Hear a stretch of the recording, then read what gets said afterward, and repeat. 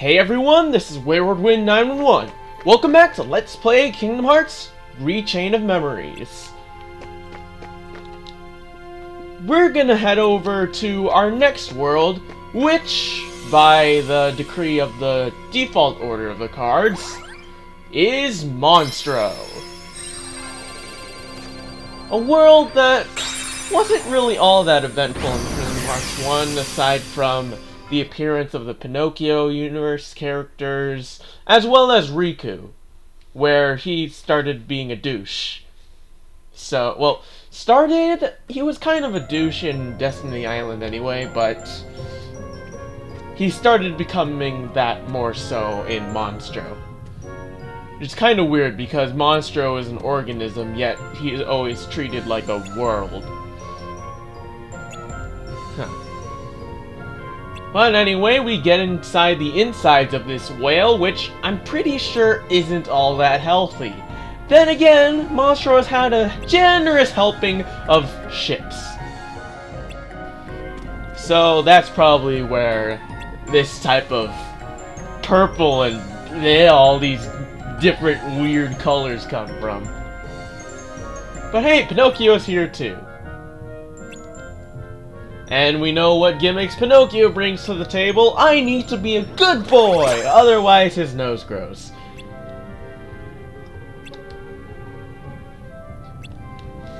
But that's all well and good. We just need to proceed on the world like normal, because I'm just gonna say it now, this world doesn't have that stigma of trying to introduce memories into it. So that's nice. I'll be able to refrain from talking about the stigma of these worlds trying to introduce memory into their stories any further. Anyway, due to the clever editing of my audio, clever, quote-unquote, but, you may notice, key emphasis on may notice, that my audio is a bit different. That's because this is my first video that I'm recording, in which I'm using my new PC. Yeah, well, predicting future actions for myself, but past actions by the time this video comes up. I'll be posting that update. I'll have posted that update, rather, in about the third week of July? I'm gonna say the third week of July. Let's make this a Teaming Darkness. Screw it. Always need more experience. But in regards to why I pointed out the audio quality as the cue to be able to tell why I'm using my new PC, well, that's because I don't have the fan blaring anymore. Because what I used to have to do is point my fan at my laptop, as in a room fan. You know, lots of noise, I need to filter it out via clever audio editing with the resonant filter of Sony Vegas. But now I have to deal with such a issue as noise background less. Hell, the PS3 is probably the loudest fan right now. It's a bit awkward, but what can you do? Let's go strong initiative. Wow, I really don't have a 4, but I have the 3 2s, 2 6s, let's go with the 6.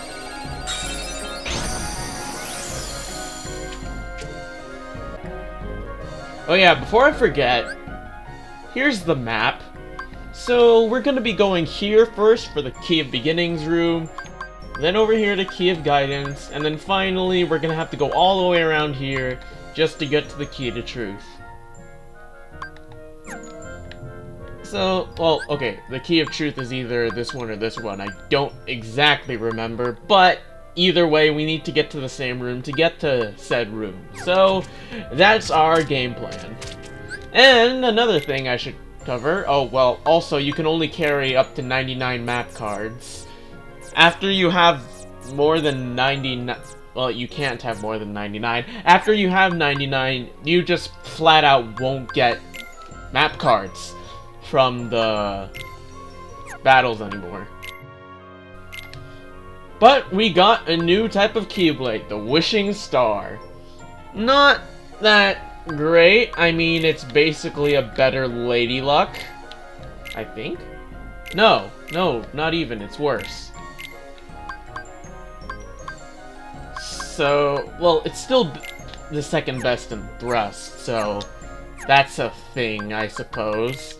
And I could allocate it into my deck somewhere. Like, for example, I was able to get a 6 and a 7 Wishing Star. But how much are they worth? 20 and 21. And I only have leeway for 3. So... yeah, there isn't really anything I can put in... I can take out, rather. So I'm just gonna wait till my next CP level up in order to equip those. Ow. Whacking walls is not the way to engage enemies. Oh! Okay, so since this is a strong initiative, you didn't get to see what those guys did, but I should have made the point to introduce them on a previous floor, except I didn't. So those guys were the Green Requiems. As you can probably guess, their element is Cure? Right, because Cure is an element. Fire! But basically they're immune, well rather they absorb all magic. So you need to take them out with physical attacks. Hell, just non-elemental attacks in general. Because, as we'll find as we proceed later in the game, there are elemental Keyblades. So you're gonna have to be careful even what Keyblade card you strike them with once you get to that point of the game. How far are we? Yeah, screw it. Let's go with the Sleeping Darkness. Rather get this world done as fast as possible. Oh hey! Would you look at that? A CP upgrade. Let's go ahead and place these Keyblade cards adequately. So, 6, 7 there. No, not what I meant to do. Put that there, move this. 482 out of 500, so we have room for 18. Yeah. Do we have another 0? We do have another 0, but that's a 24. Huh. Not really a lot of options here. Huh.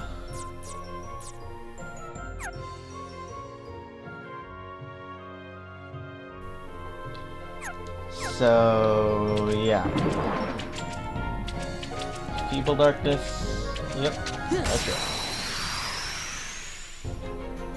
It seemed about right. Fortunately, I couldn't get the 1-up on this enemy wave, but oh well.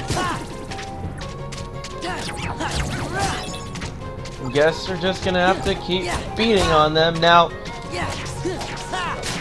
I'm not getting the enemies that I want, because I got the Green Requiem. That's something that I was waiting to be able to introduce, because I couldn't introduce it on screen, really. You know, this seems to be the problem with every world. There's a certain enemy, I want to show it off, it doesn't come on the wave that I keep trying to show it off in. It's a shame. Anyway, here's our key to beginnings room. I'm gonna go ahead, waste these. Waste this, and this. 20 isn't really all that much when you're considering that the maximum card is a 9. But trust me, 20 is gonna be the least of your problems. Oh, wait till quite near the end. But it looks like we've gotten to the mouth of Montro and are at Geppetto's ship. Or rather, what's left of it. Now, apparently he can still keep that pet fish alive. Wonder where he gets the food.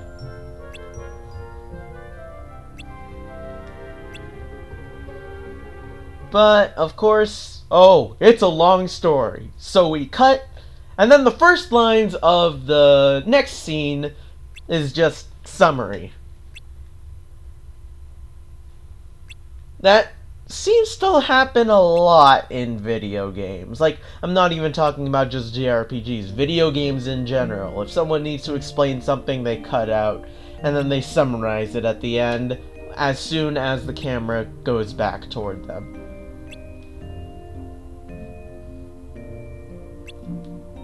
But what they're talking about now, just to get back to what's actually happening on screen, is reuniting with someone is, like, the best thing possible. And, well, since Sora is trying to remember his friend's name and all that jazz, it kinda harkens back to that. You can play these worlds in any order you want, so this would kinda be seen as foreshadowing at that point. But it makes a lot of sense right now. Or rather, I actually think it would have made sense after Floor 6, but I'll get to why that is. Or rather, you'll learn why that is after Floor 6. But anyway, because of the Key of Beginnings room, we got High Jump. Now, I don't know whether or not this has to do with the Key of Beginnings of Montro, meaning that you could have gotten High Jump by the 2nd floor, or whether or not it has to do with the 5th floor Key of Beginnings. Honestly, I've never tested it out, mostly because I haven't played this game that many times. But yeah, it's something to keep note of. Alright, so now that we're going backwards to get to the Key of Guidance room, I'm gonna go ahead and make this our Calm Bounty of the floor. Because the Calm Bounty in this floor is, well, it's not that remarkable. It's not like Wonderlands where that was something I really needed. This is nothing special. Sora learns Fire Raid. Nice, and could be helpful, but not for me right now. I mean, not particularly. So, I'm just gonna salvage whatever goodies I can get out of this room. By whacking piles of wood and these boils, I suppose. Huh.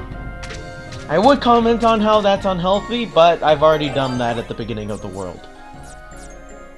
Anyway, fuck premium rooms. Let's go with this 5 and the Key of Guidance. Now you'll find, going into this room, that this room is actually quite interesting. The Key of Guidance, like, as a Key of Guidance, it's quite a weird case.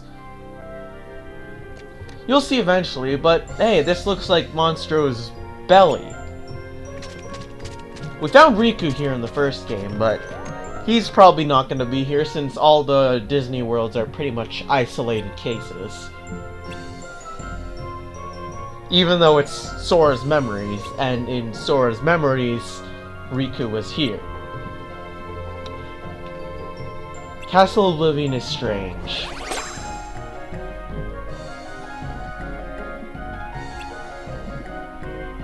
But anyway, it looks like we found Pinocchio, since in the case that you didn't catch it at the Key of Beginnings room, Pinocchio ran off somewhere, even though we were originally following him to Geppetto.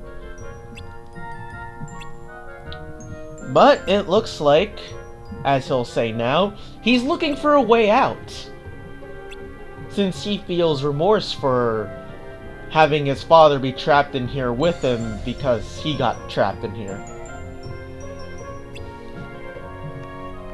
It's a nice little character development, I suppose, but this was just Pinocchio's line of thinking in the original game, and I think just I haven't watched what Pinocchio's from in a while, like to the point where I don't even remember it. I was probably like 3 or 4 when I watched Pinocchio, because I used to have a bunch of VHS tapes with Disney movies on them. Yes, I am old enough to have known about VHS tapes.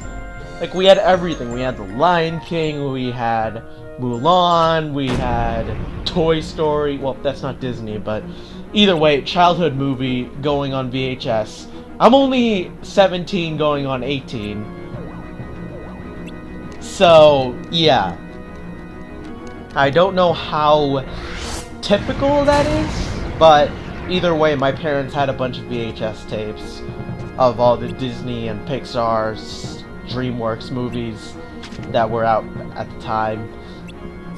So, yeah, that's my story about my childhood. But anyway, we're fighting the Parasite Cage. Yes, this is why this world is quite strange. Or rather, this Key of Guidance, specifically. Because we're fighting the world's boss in the Key of Guidance room. Interesting. Ow. Oh, that was a bad card combination. So anyway, what you're gonna want to do in this room, screw trying to stay healthy by...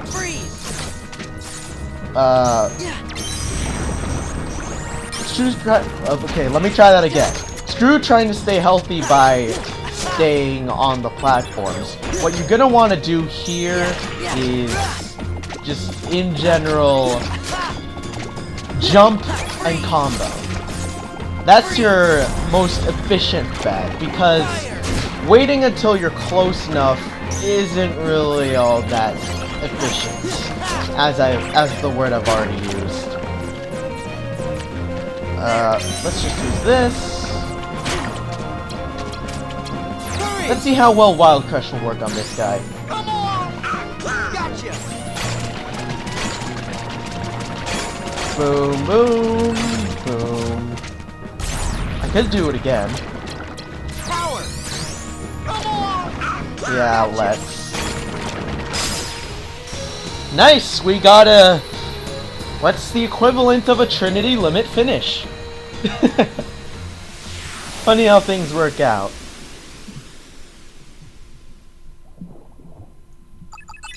And then suddenly we're on a platform. I don't remember being on this platform. Anyway, Stomach Acid aside, we beat and successfully got the card for Parasite Cage. Oh, we got a level up here. Level up HP. So, okay, just to note what just happened there with the Sora doing that pose, that's from Olympus Coliseum. And by Olympus Coliseum, I mean the victory animations from, what's it, the Cups. Anyway, for some reason they're trying to introduce the idea of bravery, which I don't know how that's relevant. Or at the very least, I don't remember. It could all be something from Pinocchio with, like, the fairy godmother being like, you have to be brave and be a good boy and not tell lies.